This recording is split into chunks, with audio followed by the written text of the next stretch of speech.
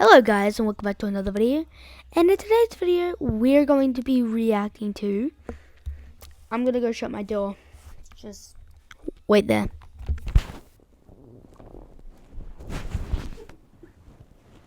Oh, this is cold all of a sudden. Jesus Christ. Does it seriously have to happen right now?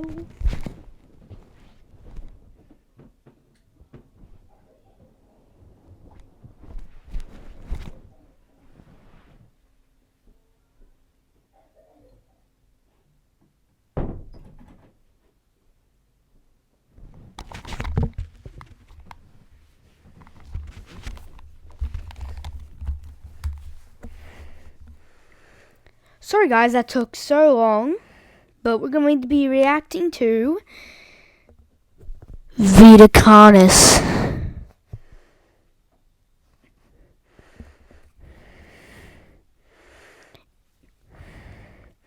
And we're going to be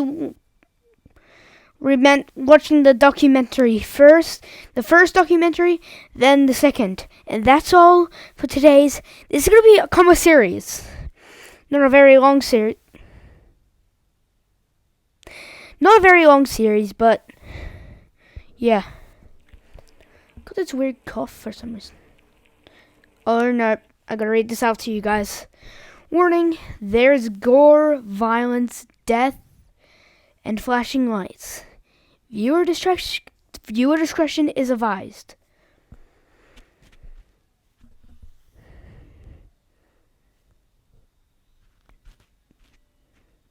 So, if this starts hurting you or disgusting you, click off. With the flashing lights part, if you start getting a headache with the flashing lights, click off. But that doesn't happen. If it does, I will turn it off immediately. But I'm okay with gore, violence, and death. Plus, a tree doesn't look like it's going to cause any much death. So, let's get into it.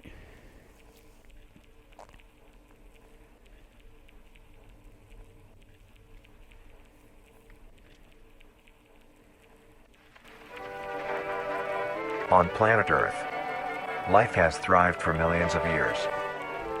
Creatures big and small have found ways to adapt and evolve to flourish in all types of environments.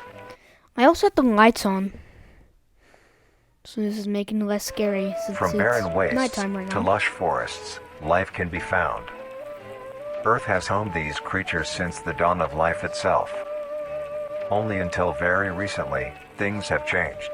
New life forms have appeared all around the globe and completely changing the balance of nature and what we know about evolution itself. That is why we, at National Living Meat Research, have been studying these new species, trying to help educate everyone about these creatures and their wondrous ways of life. Wondrous? First, what are these new life forms?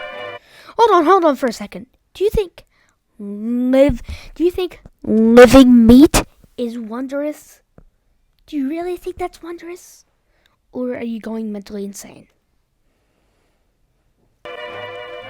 Since their explosive arrival across the globe in 1931, there has been much debate on what these newcomers are, and where they came from. Are they extraterrestrials coming to invade Earth? Or are they demons who come from hell to purge humanity? From what our scientists have discovered, no. The origins of these creatures are solely to Earth, miraculously out of nowhere. We don't know why or how, but one thing is for certain, Earth is now their home. What these creatures are is mysterious and still not well known today. But here is what we do know. These creatures are comprised mainly of muscle tissue, organs, and bones. They greatly resemble animals with no skin, or store-bought meat. Because of these characteristics, they have been named accordingly as Vita carnis. The carnis species consume decaying, Vita carnis, it's Vita carnis. Okay. Organic matter, but their main diet is composed of raw meat, not including their carnis relatives. The carnis only appear in places where there is an abundance of crawl. which leads to the first creature of the carnis species, the crawl. The crawl is a growth of meaty tendrils that closely resemble the small intestine, the only difference being the dark red coloration. These tendrils grow in a similar pattern as vines, mold, or fungi. A primary stem structure is the host to divisions of other, smaller branches. And each tendril contains a variety of veins, arteries, and other similar organs used to transport nutrients absorbed from its surroundings. The ends of these tendrils are equipped with organelles used to absorb water and organic matter necessary for growth. The source of these organic materials is mainly found in dirt and soil on surrounding surfaces. Using its root-like tendrils, it absorbs the material and processes it into usable energy. Although, the crawl also obtains energy through another means. Using a sophisticated form of photosynthesis. Thank goodness. The dark pigmentation of the smaller branches is ideal for absorbing sunlight, and therefore allowing solar energy to fuel the crawl's growth. Yeah, I can survive when because of its efficiency, it thrives. I can finally survive when the survival of the fittest with meat monsters finally comes. Almost all types of environments, easily allowing it to spread across the world, and can be found pretty much anywhere. Am I safe inclusion in the ecosystem inside has caused many major changes in nature's balance. Antarctica? One may assume that the crawl's presence may outcompete any other competitors, but due to its unique life cycle, where old branches fall off and decay into nutrient-rich compost, all forms of life seemingly flourish instead. Stink. The crawl's abundance grants plenty of nourishment to all animals, from plants feeding on the decayed crawl, herbivores thriving on increased plant population, and carnivores feeding on both the abundant. Bro, imagine waking up to this horrible stench, and it's just this dead crawl that's inside your home. Prey, and are able to eat the crawl as well. The presence of all these animals leave behind waste, which will be broken down and consumed by the crawl, and the cycle begins again.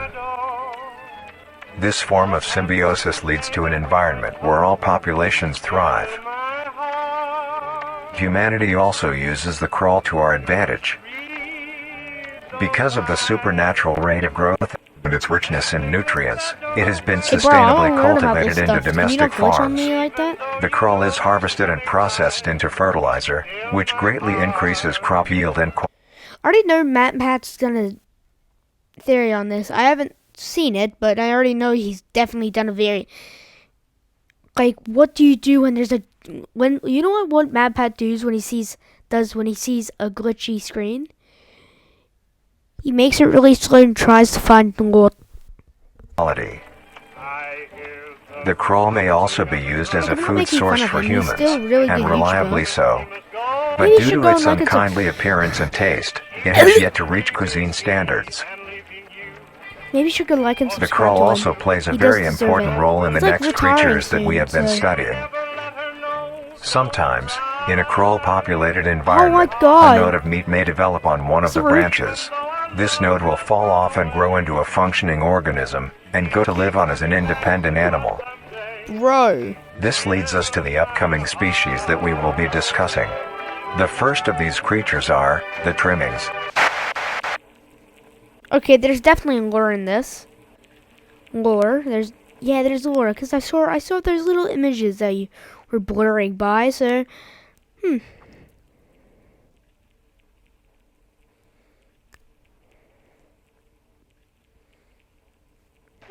The trimmings. The crawl is technically small animals that resemble skinned raccoons. They are commonly known to have a plump body, round head, small eyes, nose and ear holes, and an agape mouth. They are also equipped with a diversity of limbs. All individual trimmings are unique, each with a different body shape, number of limbs, and other characteristics.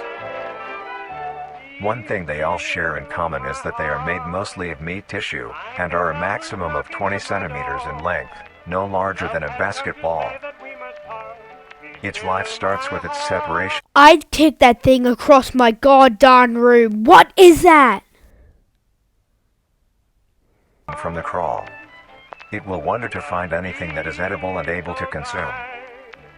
Although it is an omnivore, being able to hunt meat and forage for plant matter, trimmings are almost entirely scavengers. Their diet consists of rotting plants and meat, including, but not limited to, fruits, vegetables, roots, seeds, insects, and deceased animals. Although its appearance is unsafe, it is a cowardly creature, only fleeing, screeching, and hiding when threatened. Because of its lack of defensive traits, it lies near the bottom of the food chain, making it easily overpowered and picked off very regularly by predators. Naturally, its population would eventually die out. This is not the case.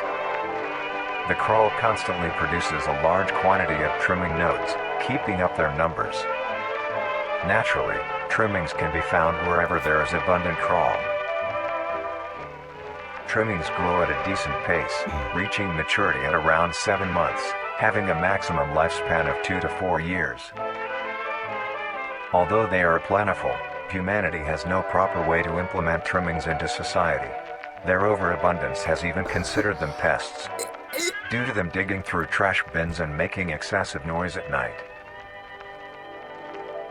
Besides all of this, some people still keep trimmings as pets. Those people need help. They need help. Nuisance or not, they need to go to therapy. Trimmings are a wondrous creature, from their plentiful numbers to their skittish nature.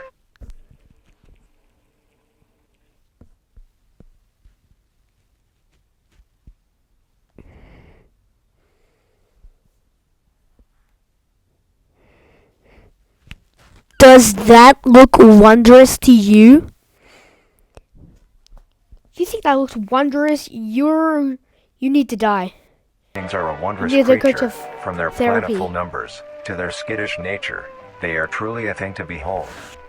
No, they should be thrown in the next species on our list is the meat snake. I don't think I want to proceed. That was really something. It's gone for 12 minutes. It's really enough. I think I'm done. For today, and that should be it. Please like and subscribe. This will become a new series, and if you think trimmings are cute, you better call. I will call therapy for you, because why? Just why?